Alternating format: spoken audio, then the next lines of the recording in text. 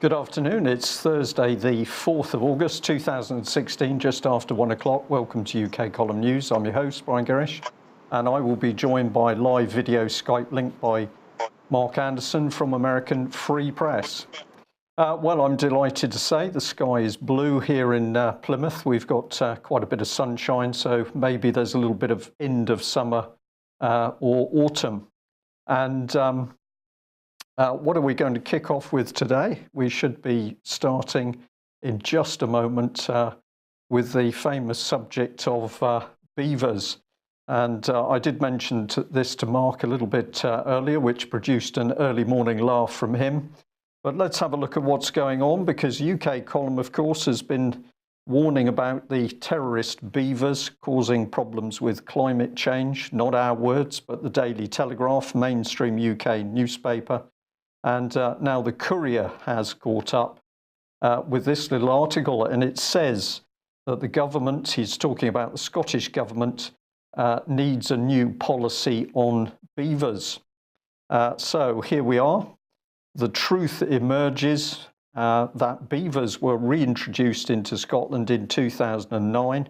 And it appears that people are not so happy with that decision because, of course, they're causing global warming. And now they're being accused of busting Brexit. So let's have a look at this. Apparently, the only valid reason for sitting on a decision to do with beavers is that the Scottish Government staff have been struggling to develop a system of future management that complies fully with EU Habitats Directive legislation.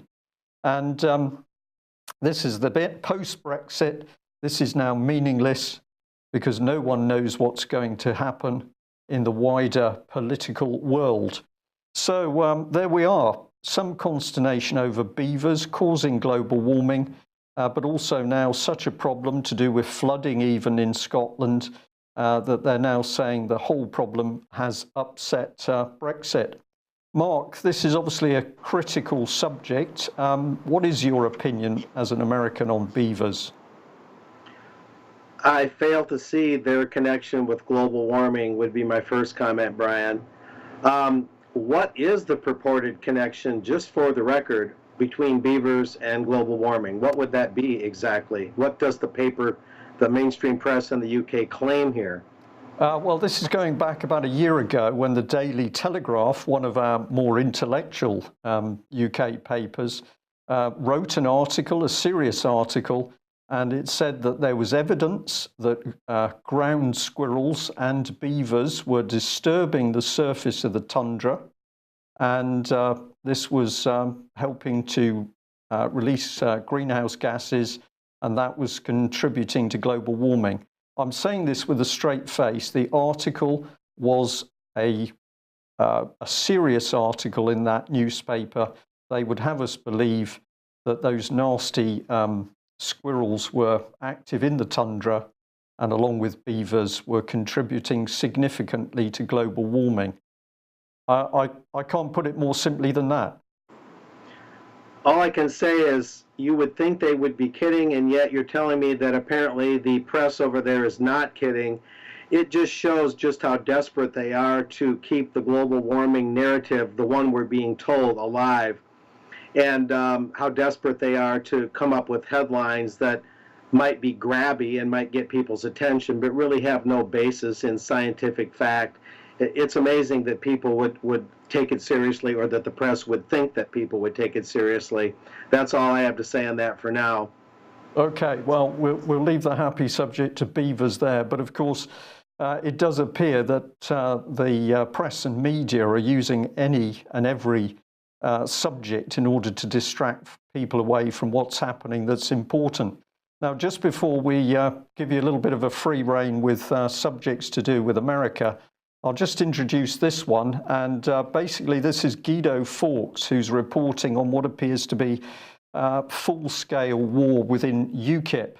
And this relates to a gentleman called Stephen Wolfe, but this is the key statement. If Stephen Wolfe is kept off the ballot for spurious reasons, I will declare full-scale war on UKIP using all the assets and sources at my disposal to topple the Tory establishment that is trying to take over the party. That's a warning and a promise. And many apologies. I've been caught out with some setting text creeping in there, so I'll apologise for that. But this is incredible stuff here, Mark, because UKIP, which should be in an immensely powerful position at the moment, over 4 million people voted for UKIP. Brexit vote achieved. The party should now be in a really powerful position with strong leadership. What happens? Nigel Farage, the leader, steps down, and then here's the massive bust up. And of course, what this does as a minimum is make sure that all of that impetus goes nowhere. I don't know how well up on UKIP you are, but it seems to us that this is a deliberate undermining of all the people who have fought the European Union. I would tend to agree. I mentioned on my blog, thetruthhound.com, recently that some see Nigel Farage, however you say his last name exactly, as having thrown the fight. As soon as Brexit is supposedly achieved, and Brexit is a lengthy process, Britain is still under the heel of the European Union yesterday, today, and tomorrow. It takes a minimum of 2 years to get out under Article 50 of the Lisbon Treaty, and it's going to take longer. And so Farage, whatever, didn't really achieve that much. Yes, the Brexit vote was in the affirmative, but it's only the beginning. It's filing for divorce. It's not actually getting the divorce from the EU. So right when the UKIP is needed the most, Farage throws the fight, as it were. And it really is a betrayal, or at the very least, he's just being very weak-minded about all this and giving up too easily. But it is a betrayal of many that depended on UKIP to be a real force in British independence. Well, I thoroughly agree with that, Mark, and I would say that basically it's a task for everybody that's pushing out information about what's really happening to help those UKIP supporters re-engage and be doing useful things. The worst that could happen, of course, is that if we end up with millions of people who just don't know what to do because there's no leadership for them. So maybe some of that falls on us. But you've been writing on the subject of reducing government, and I was fascinated to see this headline on American Free Press under your good name. And of course, what the gentleman is saying, that we need to reduce government and we need to achieve a rule of law. And that is exactly what was discussed at the weekend just passed by the British Constitution Group, where the topic was restoring the rule of law in UK. Tell us more about what you've got here. Well, July 21st, Darrell Castle, the candidate for the Constitution Party of the United States, presidential candidate, spoke near Grand Rapids, Michigan, and I covered it. And he hearkened back to the Magna Carta of 1215 and spoke of that as the taproot for the rule of law in Western civilization. And it was very refreshing and interesting to hear a presidential candidate, although the media blocks him out, talk about the rule of law this way. And of course, how much Hillary Clinton, the Democratic nominee, breaks and flouts the rule of law, and also how Donald J. Trump, the Republican nominee, speaks vaguely of the rule of law, but doesn't seem to have any real knowledge basis or constitutional basis for what he says in that regard. And reducing government by 80%, as this headline shows, Brian, refers to Darrell Castle's view that if the U.S. government followed the U.S. Constitution to the letter, it would only be about 20% its current size. In other words, it would shrink by 80%. Now, one might argue a few percentage points either way or get into the brass tacks of that, and that maybe that discussion is for another day. But it's very refreshing to hear a presidential candidate talk about the rule of law, what it means, what a government following the rule of law would look like, how much smaller it would be. And yet I also learned at this Grand Rapids event where he spoke that the mainstream press in his hometown of Memphis, Tennessee, is treating him as if he doesn't even occupy three-dimensional space, as if he doesn't exist, even though his face has been plastered on billboards in Memphis for decades as a popular lawyer, a well-known lawyer in the greater Memphis, Tennessee area. So as soon as he becomes a presidential candidate in a third party or alternative party, he's persona non grata all of a sudden. And it's really sad in that sense because we need more people talking about the rule of law who would like to be public servants. And so just like the non-mainstream press like ourselves at times gets marginalized, so too do candidates like Darrell Castle also get marginalized. But their message, his message, is very important. Very important message, and it's so interesting that if we look back to the reign of Prime Minister Tony Blair in UK, of course, he was the man who really pushed in what he called the third sector, the third way. And this was to produce a myriad of non-governmental organisations, many of them integrated with charities, immensely powerful, huge sums of money, billions of pounds at their disposal. And of course, that third sector has now stayed firmly entrenched in British politics, British government, if you like, the working government, and has been given increasing powers. So we are now consulting charities and non-governmental organisations prior to making wider political policy. And on top of that, of course, David Cameron has pushed home Saul Alinsky type big society. So this ballooning of the political system, I don't believe is accidental, Mark. I think that this is designed so that you end up with such a complex network that people can't really see where the policy's coming from. Indeed, a labyrinth, a maze, if you will, and it makes it very difficult to monitor, let alone change, let alone to correct it. Okay, and something else that we've talked about here in UK is election fraud, and you've posted this very interesting article on your blog, The Truth Hound. Oh yes, election fraud. First, let me just make a quick preliminary statement coming out of the Darrell Castle discussion from a moment ago. One form of vote fraud is when voters don't hear about all the parties and all the candidates, and only on election day, when they look at the ballot, do they see all these extra names that they rarely, if ever, heard about in the press. So before people even get to the polling place to cast their votes, they're defrauded in the sense that the mainstream press doesn't tell them about all the parties and candidates, such as Darrell Castle of the U.S. Constitution Party. And that is a form of fraud. People are being shortchanged in that sense. But now what you're showing here from my blog, thetruthhound.com, Brian, is the next level or layer of vote fraud, and this is election fraud with computerized voting machines. And this article you're showing is a kind of warning to Donald Trump based on the views of Jim Condit Jr., who's a congressional candidate out of Ohio, someone I know, but I'm not talking about his candidacy so much. Jim Condit has a long history of monitoring and doing research on election fraud via electronic voting machines, which are down to just a small handful of companies, Diebold, ES&S, and Hart Intercivic. And some companies buy up other companies and absorb them, like big fish eating little fish, and you can read about it more on thetruthhound.com. But this is very, very concerning.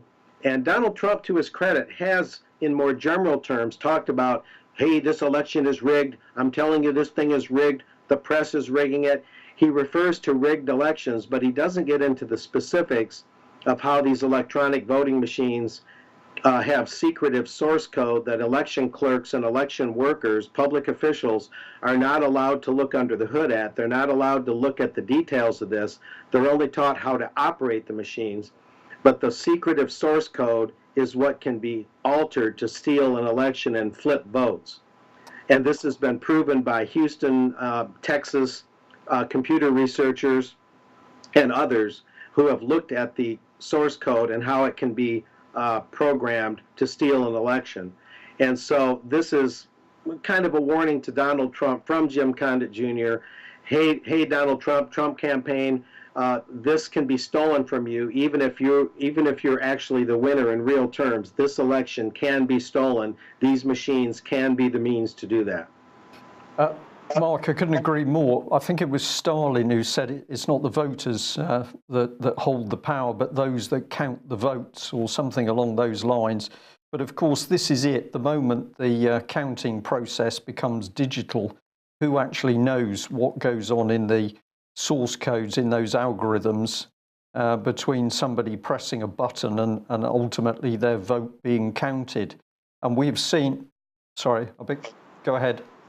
I was just saying correct, exactly. That's exactly right. The Stalin quote, it's not those who cast the votes, it's those who count the votes that decide elections. And the outcome between when you press that electronic touchscreen button voting for candidate X, but the machine interprets it that you voted for candidate Y.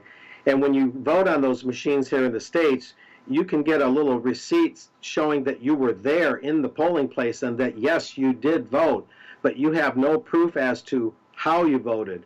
And you cannot retrieve the individual voters' castings or input on that computer touchscreen. So once you vote, it goes into this netherworld, and they can't go back and say, Mark Anderson or Brian Garish voted on ballot number 245, and ballot 245 shows these exact votes for these exact candidates. They cannot show you that. It's irretrievable to the very best of my understanding.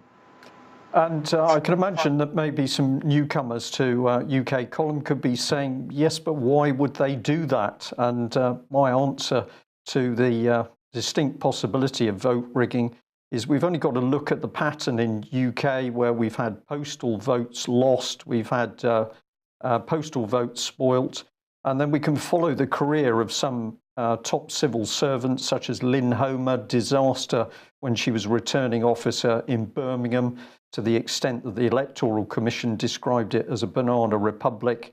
What happened to her after that? She was simply promoted and promoted again through transport, the Treasury, border controls, and ultimately pensioned off with a vast pension pot. So we're clearly seeing incompetence at best, but actually, is there malice? Many people would think so, to skew the voting system. And the other thing I'd just like to come back on as well is the media. And you are so right to say that, of course, if somebody is not part of the mainstream parties, then the media simply leaves them out of all reporting in the lead up to the election. As a small personal example, I stood as a candidate for Parliament, not the last election, the one before, and I was approached by BBC Radio Devon, who asked if I would give an interview. I said I would. When the gentleman arrived, this is for a radio interview, when the gentleman arrived, I said, well, how long have I got? And I'm nearly tempted to say to you on air, how long do you think? But I will tell you, he said 6 seconds. So I had 6 seconds to give my name, that I was an anti-corruption candidate. And of course, I was not given any time at all to discuss why I was standing on that very emotive subject. So the mainstream media consolidated and closed down so that other candidates don't get a chance. And Mark, several people have been digging into the very good research work that you can find quite quickly on Google, showing how American media companies, whether it's Time Warner or Disney, have all been consolidated into what are described as 6 super media companies. So I don't know whether you can tell us a bit more. Well, that's true.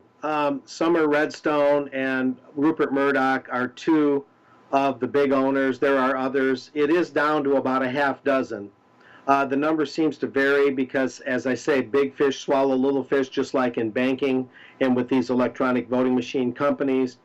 And they have formed, though, as I mentioned in this truthhound.com article on my blog about, hey, Donald Trump, election theft is a real thing.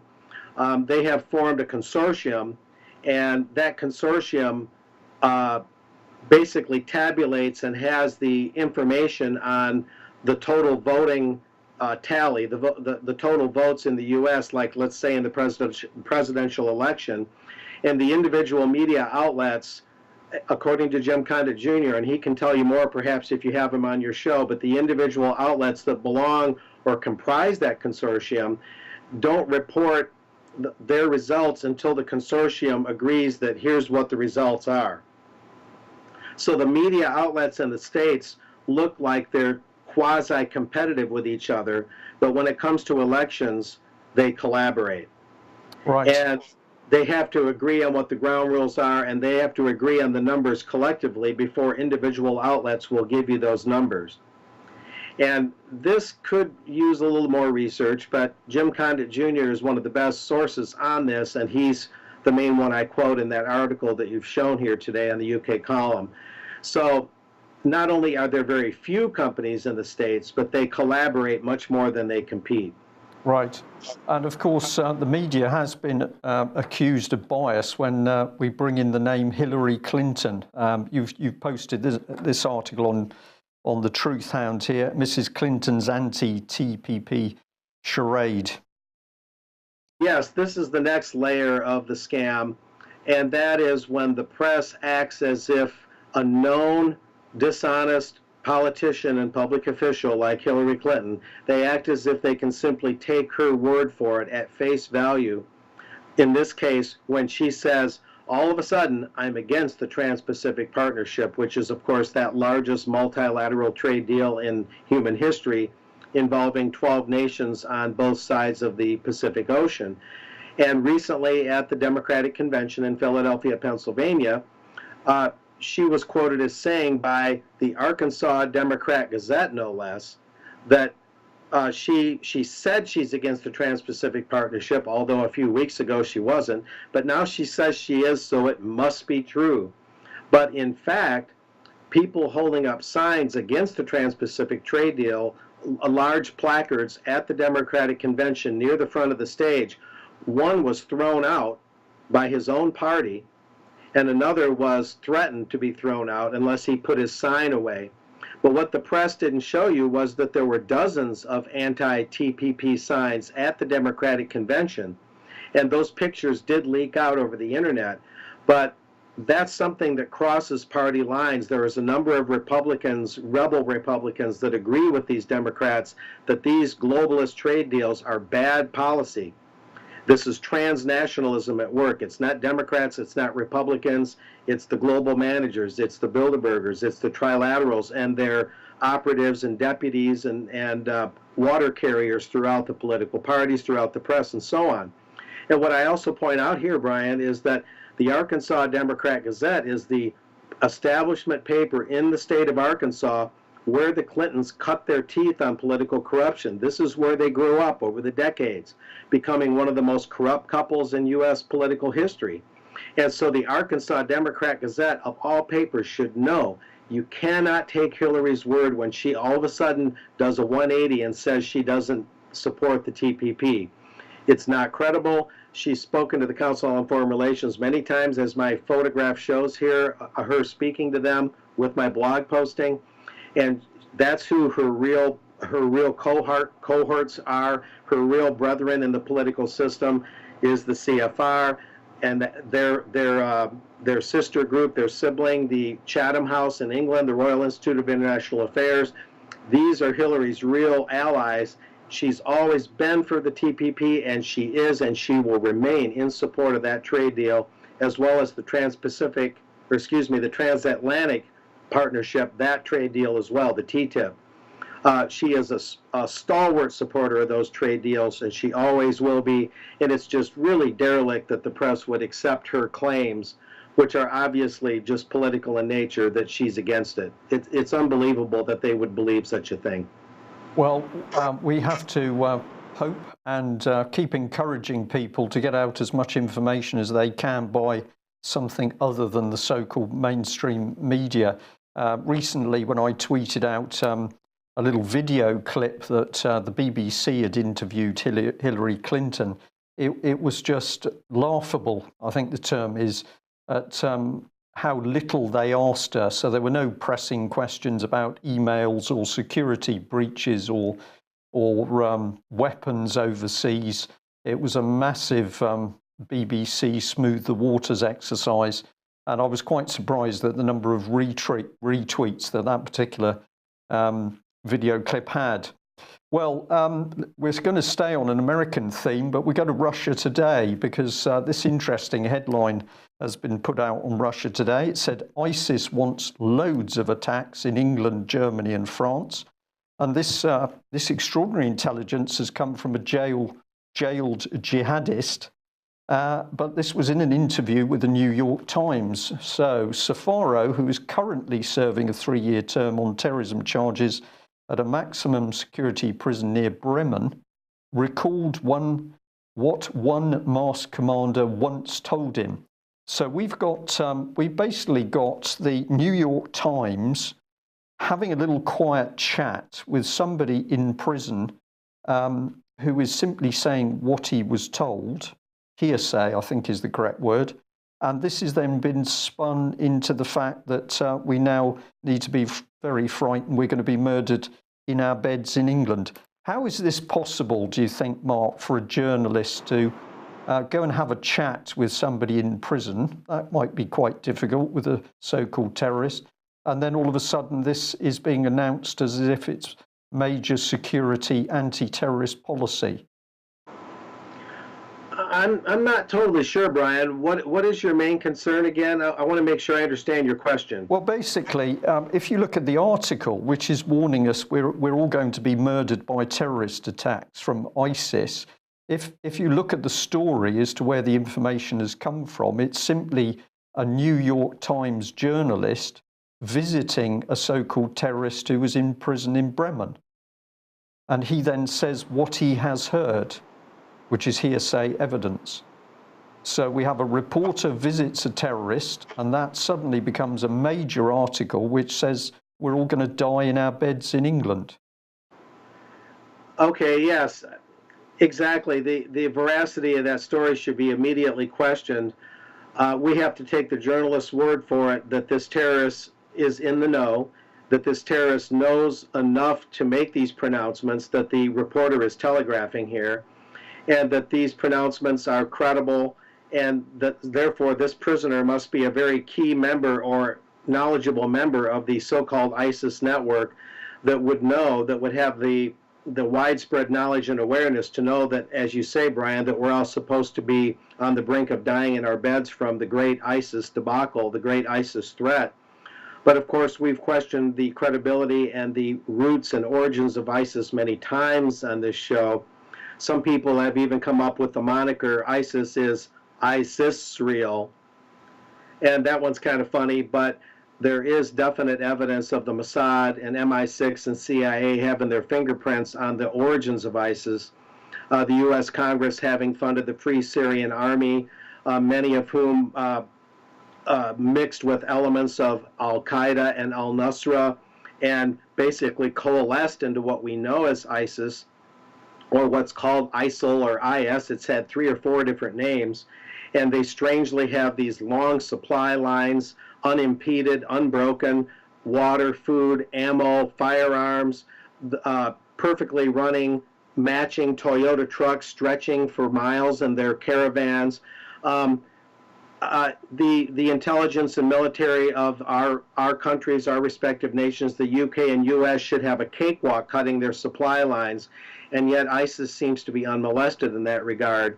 The whole thing is just not credible in terms of what ISIS really is. They're matching black uniforms in 110-degree desert weather, and so on and so forth. We really have to ask questions about ISIS at large. Therefore, prisoners like this and reports like this become all the more incredible, all the more difficult to believe. Well, thank you for that, Mark. You've just given a brilliant introduction to the next couple of slides I've got. Now, I know you can't see video from us at the moment, so I'll talk through these and then I'll bring you back on and we can discuss some of the points. But you are absolutely right. What we have to do is start asking where this intelligence is coming from of this massive international terrorist threat. So I just call up on screen one of the earlier networks that we've covered. It's a little bit small, but I want to pick out some of the people, basically. We've got, of course, American intelligence working with UK intelligence, just highlighted with the arrow. So we've got the creation of Al-Qaeda in a spin-off of the Mujahideen, and who was training and equipping them? Well, of course, that was the US and the UK. Then we see transformation. We suddenly see this mysterious organisation, Al-Qaeda, appear. But we've had British politicians up to some interesting things. So it was William Hague and David Cameron then Prime Minister, boasting that they were able to give so-called good terrorists several £100 million in order to help their good work in Libya. That seems to be helping to create terrorism to me. We had Malcolm Rifkin, who was chair of the Intelligence Security Committee. He was sacked because of some rather dodgy business dealings. So can we trust a word that came out of that gentleman's mouth? Well, many would say not. We had the Conservative MP Brooks Newmark. He falsely claimed that Assad had used chemical weapons when there was no evidence. The evidence circulated, be it from the US or the UN or UK, all said it was a possibility but not proven. And then, of course, Brooks Newmark was boasting that he told General Idris from the Free Syria Army that bombs and missiles would soon be raining down on Assad supporters. And he made big of the fact that al-Nusra was connected with ISIS. Well, of course, they were bad terrorists, but Brooks Newmark was having us rather believe they were good terrorists. I hope people understand this, because it can be a bit confusing. Some terrorists are bad and some terrorists are good, depending whether the British or the Americans are supporting them. And we'll bring in MI5 and MI6 and the JIC, which of course lied over weapons of mass destruction in Iraq. And these are all agencies and people who would have us believe what they say about a terrorist threat. And of course, we'll bring back in the BBC at the bottom, because BBC propaganda has been ramping up the so-called terrorist threat. And their charity, BBC Media Action, has been boasting how it's been able to subvert the government of nation states such as Syria. Then, of course, we've got the Tory government that was boasting as how it's been able to link British and US intelligence into Israeli intelligence networks. And Minister of Transparency, Francis Maude, was at the centre of this, which was not only linking GCHQ into Israeli intelligence units, but we also had a linkage through British and Israeli universities. So my point here is that who are these people and why should we actually trust a word they say over a terrorist threat? If we look at what has been reported freely in the media, there are more than enough articles to say that we shouldn't trust any of the reports. And I'll also add to that, of course, it was a UK column with Vanessa Beeley in the first instance that started to talk about white helmets and the fact that although they were being promoted as a wonderful aid organisation, there was some actual dirty dealings. So if you have a look at the UK column, there's several articles to do with white helmets and dirty work in Syria, and I will encourage you to have a look at those. Now, this gets us on to the meat of the subject because, of course, having created this so-called dangerous international terrorist threat, all sorts of things can happen. So let's jump to Russell Square in London, and we've had a stabbing. The Telegraph, one of several papers reporting this, it says Russell Square attack witness, lots of armed police, lots of cars, and a body on the floor. And I've just made some comment there. Britain's police were trained to deal with stabbings 30 or more years ago, but they were not armed. So now we've got armed police being brought in on the streets, but it's on the basis of a stabbing. Well, not quite, because we've now got the launch of another 600 armed police in America, in London. And what is actually happening is that we're being told that those armed police are now on the streets as a result of Russell Square, well, no, as a result of terrorist attacks in Western Europe. So the comments from the police are that these armed policemen will help support newly recruited armed officers who will operate in visible roles across the capital to help reassure the public and deter any would-be terrorists. Members of the public across London will begin to see an increase in armed patrols, particularly in tourist spots, with an increased number of officers carrying semi-automatic weapons, tasers, and shotguns. So here we are with Britain in 2016, and it's very clear that not only are we moving to be a police state very quickly, those police are going to be heavily armed and many would say dangerous, principally to the British public. Here's Chief Constable Hogan Howe. These are some of the comments that he's made about this. He says, I think people understand that where you're going to have people as enemies who've got guns, we've got to have guns. Remember, he's talking about the police. There's been no public debate about this.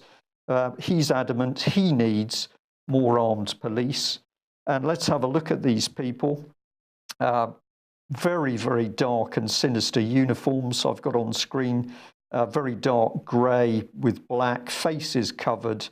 And he goes on to say it's unusual, but it's an entirely rational and reasonable response to make sure that people are aware that we've got the guns, and if we have to use them, we've got people well equipped to do that. And on the particular picture on screen, Mark, I can tell you that you can clearly see one of these masked, heavily armed police is smirking, which I think says it all.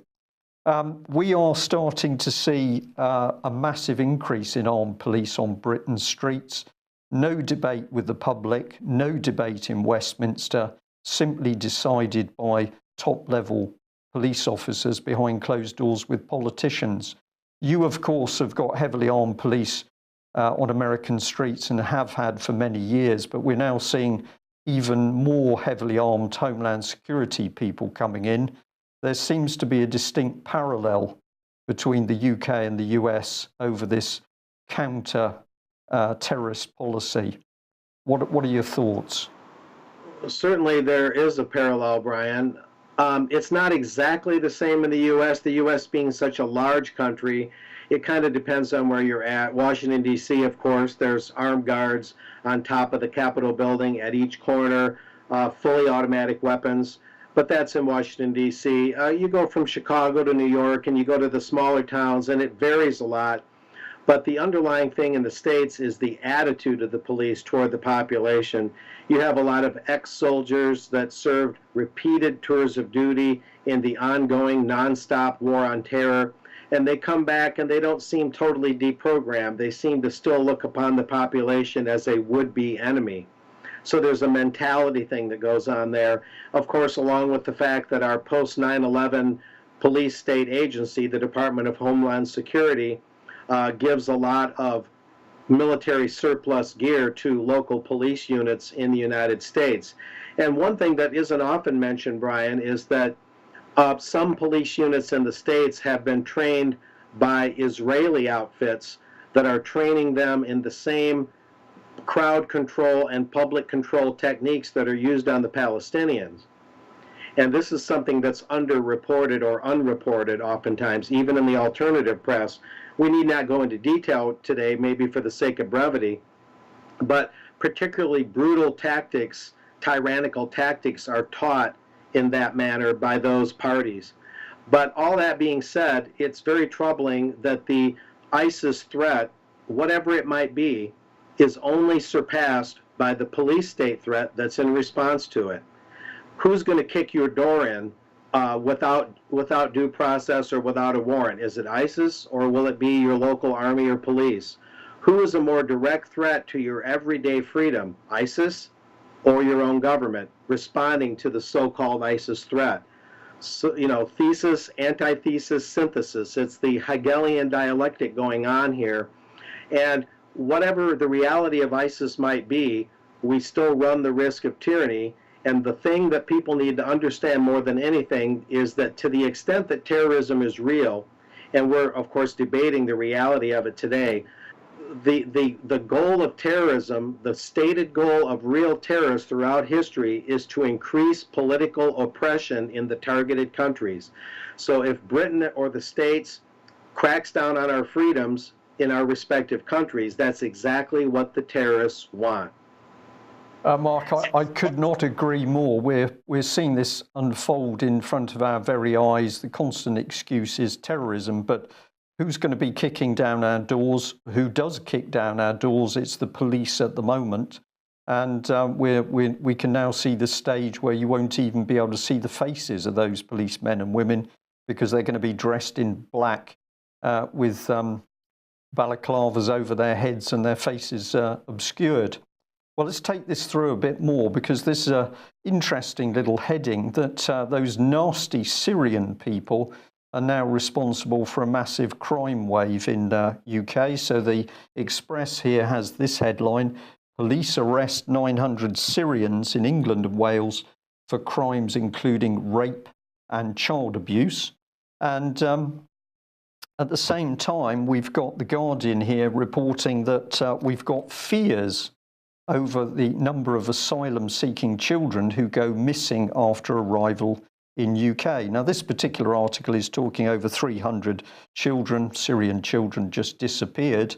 But as we've reported earlier this week, European sources are saying that over 10,000 children have now gone missing in Europe, from refugee children, that is. So there is something extremely sinister going on here. We are the ones destabilizing Syria. We are the ones promoting the mass migration. And then those vulnerable children, we know, are not being protected in UK. But what is coming out in the media? Let's blame the very Syrians who've come here for refuge. And before I just ask you for a bit of comment on that, Mark, I'll bring in this one as well, because a lot of attention being focused on this lady, Justice Goddard, who is supposedly heading England-Wales inquiry into child abuse. She's apparently spent 70 days on holiday over the last year. Why is this significant? Well, she's paid £360,000 a year plus £110,000 rent. But she spent a year without hearing any evidence. And it's not going to be until 2017 that one of the key areas to do with the Anglican Church is going to be heard. So the point being made is that we're accusing the Syrians of abusing the children. We're paying a judge about £500,000 a year to conduct some form of inquiry. But at the moment, after 1 year, we haven't really achieved very much. So I'm going to say it's a cover-up to protect the British government. But you, of course, have also had similar cover-ups to do with the abuse of children in the States, particularly around Boys Town. Yeah, the Boys Town story, boy, that'd be hard to get into today. I'd have to review some of that. And we had, of course, the Nebraska debacle, where John DeCamp, a Nebraska senator, spoke about a child sex network and child trafficking network involving the very top elites in the United States. And this Nebraska senator blew the whistle because it involved a credit union owner named Larry King in Omaha, Nebraska, who was helping shuffle these children around the country to serve the very unappetizing appetites of the elites. And if you can imagine your worst fears, they're realized here. But that being said, what you were saying, Brian, a moment ago, the U.S., the Western forces, the U.K., the U.S., we have this global hegemony. We have this notion that if you don't accept the neoliberal capitalist order and this corporate rule and this whole Bilderberg-inspired thing, that suddenly you become a target. Syria doesn't want to comply. No one is saying Assad is an angel. We know that there can be problems with his regime in some respects. But the U.S. forces go into Syria, we go into these other countries, we displace all these people. They don't know what to do. They flow into Europe, just like Mexicans harmed by the NAFTA free trade agreement flow into the U.S. through our southern border, And then we blame Syria, for example, on the abuse and dislocation of children being, knocked out of their homes, being forced out of their homes, driven out of their homelands, and into these rather unfamiliar Western-style nations like Britain, some coming over to the U.S. from the Mideast even, and then we blame them. And in fact, this migration, this mass migration, is a direct result of Western foreign policy and military policy, this stubborn interventionism we have, this notion that the U.S. can police the world no matter how bad the wages are, no matter how bad the consequences are. We keep pushing this interventionism. People that oppose it are shouted down as isolationists. It's the same old story over and over and over again. But the non-interventionist way, the so-called isolationist way, is the best way. It's the one thing we haven't tried, and that's to mind our own business and to stay out of these other countries' affairs and stop trying to topple every leader that doesn't agree 100% with our point of view. And if we would just come to our senses and look at it that way and stop shouting everybody down as isolationists and all these pejorative terms, all these put downs, we could actually turn the corner on this thing and solve this problem. But you know, our foreign policy is an anathema to peace. It's an anathema to prosperity. And our arrogant leaders and our press covers up for this stuff, and they keep carrying this stuff on. And so, you know, we're doing the best we can, of course, to set the record straight here today and in other broadcasts that we do, Brian, to explain what's really going on. But it is a debacle that this judge over there would be paid £500,000 to basically just kind of string this thing along and not really go anywhere. Absolutely. Well, earlier in the news, you just mentioned the difficulties of extracting ourselves from the European Union. And we'll end on the subject of Cornwall here, a headline which immediately caught my attention. Let's bring it on screen. It's from the local Plymouth Herald. It says Cornwall Council could keep its Brussels office post-Brexit. Now, unknown to many people, local authorities in UK have had local offices, and Cornwall has clung on to its Brussels office. And why has it wanted to do that? Because it says it's continued to fund because it's a small investment compared to the amount of European Union funding it helps the council to oversee. So this is Cornwall absolutely addicted to the monetary handouts from the European Union. And we can see now how the European Union is helping to break down the proper structure of government in UK, because Cornwall Council, not beholden to Westminster in the traditional structure, but it's busy looking out to the side with its begging bowl to see whether the European Union will continue to put money into Cornwall. And of course, with the money comes the political control.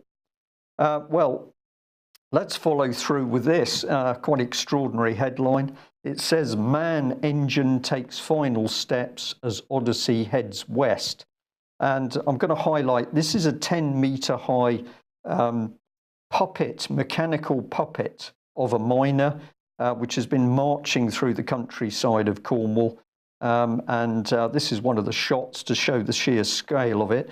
What I found interesting is if you look at the faces of people watching it, they don't look happy. They look in a very unpleasant place. I encourage people to go and have a look at some of the photographs of the crowd. But this was fascinating. It said, tomorrow the Man engine will head to Hale for a show outside the Masonic Lodge at 7 p.m. So I'm not sure what the connection is there. But what is this monster?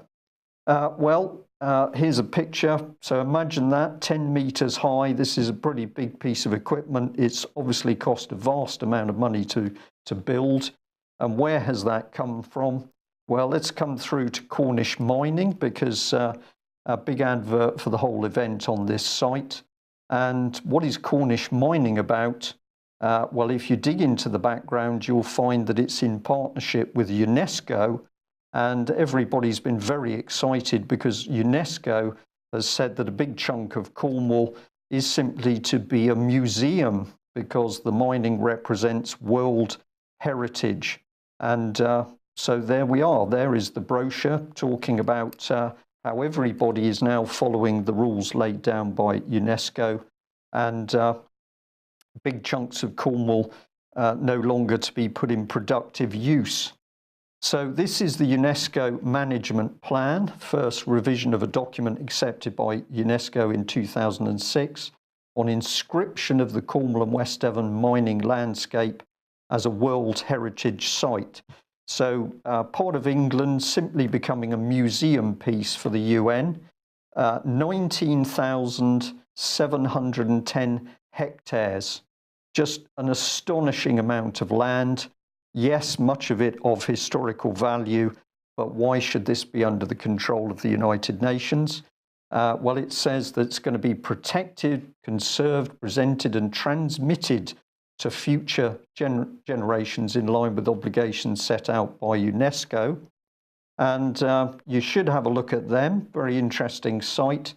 What have we got? An anglia fish. Sorry, I can't remember the name of this fish. It'll come to me in a minute. I should do. But basically, it's a fish with a little light which attracts other fish to the light. It then eats them. An anglerfish. That's right. So they're going to look at how they can put world heritage into the high seas. And so the United Nations Educational, Scientific and Cultural Organization is going to be the intellectual agency of the United Nations, and it's going to help us build peace and sustainable development. And we're going to have the power of intelligence to innovate. Well, they've been thinking hard because they're working with Saudi Arabia to improve education. That should be interesting to see. One of the worst human rights reputation in the world. And if that's not good enough, they're going to help Pakistan develop by increasing the pop industry.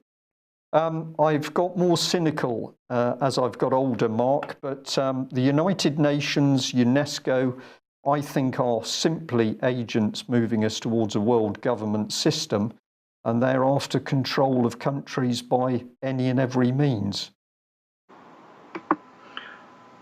That's true, especially in terms of land control, Brian. UN World Heritage Sites, of course, litter the U.S., especially to the west. The Yellowstone National Park, part of the great national park system here, is a World Heritage Site. And it brings about real changes.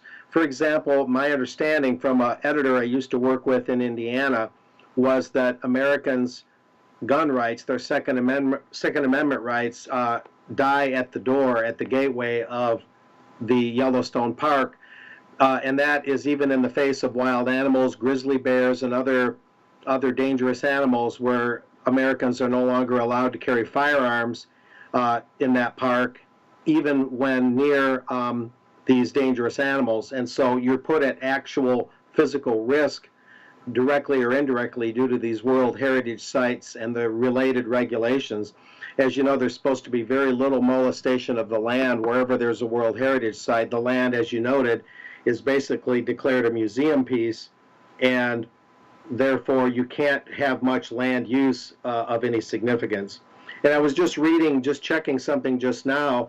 Even the famed Alamo here in Texas, only about 3 hours from me where I'm sitting, and we're in the, boy, if memory serves, the 170th year of the Battle of the Alamo. It was in 1836, put it that way. And there's been efforts to make that a World Heritage Site under the UN. And Texas patriots, to a large extent, have a pretty big problem with that. So, yeah, the UN apparatus has been kind of pushed to the back or to the side of our discussions in alternative media in recent years. But the UN is still a big concern. We have to remember it was founded by John D. Rockefeller III. The Rockefellers donated the land for the United Nations on the East River in New York City. And it's a pro-abortion outfit, the UN. It believes in global depopulation. It believes largely that the world is overly populated. There are many people that will dispute that. They say, I think correctly, that certain parts of the world are overpopulated because we're being driven into the cities. And we've talked about the global cities movement through Bilderberg and other groups on your show here, Brian. But I think it's conglomerations, as geographers and other scientists call it, conglomerations of people being pushed into cities and in certain areas of the world. But overall, the world is doing just fine and can easily support the population it has and many more. This is another viewpoint that never gets any airtime on the mainstream press. And Paul Ehrlich had that book years ago, The Population Bomb, claiming we were all going to starve to death. According to Paul Ehrlich, I think this professor is still alive. We should have all starved to death or died of thirst decades ago, and we're still sitting here. Yeah. And so there's a lot of this Malthusian outlook. We have the Georgia Guidestones in Georgia near the South Carolina border, kind of a second Stonehenge that says the world's population should be reduced from its current level of 6 or 7 billion down to about 500 million. Just exactly how would the global managers go about reducing the population by 70, 80%? Exactly how would that be done? But of course, it's all based on that UN-inspired myth that the world is overpopulated, and we have to have these World Heritage Sites, and these sites should have very little human activity, as if human. And at that critical point, I think we've got Mark back again. Okay, just a few more seconds to finish off, Mark. We've just got you back. Oh, we had a blip there? Yeah, we did. Yeah. Oh, well, I was just saying, yeah, the UN Heritage Site thing, minimal human activity wherever the World Heritage Site Declaration is made. As you say, it can be huge amounts of land. It comes from the Rockefellers founding the whole United Nations and the whole global depopulation agenda of the Rockefellers and the United Nations that they helped found. And the World Heritage Sites calling for very little human activity on those sites. It all goes hand in hand in this anti-humanity kind of outlook where humanity is seen as a blight on the planet based on the exaggerated claims that the world is overpopulated. Yeah. Okay, Mark, thank you very much for joining us, and thank all our viewers and listeners for joining us today. Obviously, much afoot in politics, whether it's happening in UK or the USA or further afield in the world. What do we need to do? We need to tell the truth about what's happening. We need to expose what's happening. We need to explain what's happening. So if you like what UK Column is doing, perhaps you'd recommend us to other people, or maybe you even know journalists or people involved in media who still don't know about UK Column, and get them watching as well. Talk to other people. Don't be put off when you're rejected.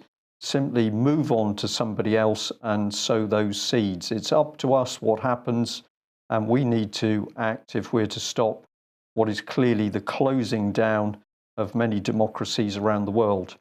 Mark, thank you very much for joining us. That's it for today. We will be back at the same time tomorrow with David Scott from Northern Exposure. Thank you. Bye-bye.